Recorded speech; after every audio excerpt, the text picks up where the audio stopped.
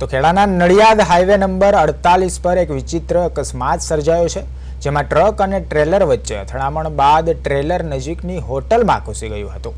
ટ્રેલરના ચાલકે સ્ટીયરિંગ પરથી કાબુ ગુમાવતા અકસ્માત સર્જાયો હતો। ટ્રેલરને નુકસાન પહોંચ્યું છે, જ્યારે ટ્રેલરનો ચાલક ઘટના સ્થળેથી ફરાર થઈ ગયો હતો।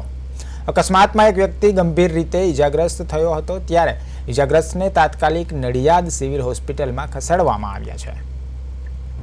छठा माइल એટલે પલાણા ઓવરબ્રિજ ઉપર એક કન્ટેનર હતું, ટેલર એટલે કેબલ ભરેલા હતા અંદર, એની પાછળથી એક કન્ટેનર ઘૂસી ગયું છે, જેથી કન્ટેનરના ડ્રાઈવરને ઈજા થતા ખેડા સિવિલમાં ભરતી કરેલ છે સારવાર અર્થે।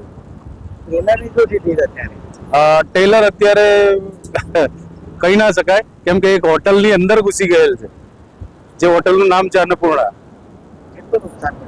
હોટલનું ઘણું નુકસાન છે।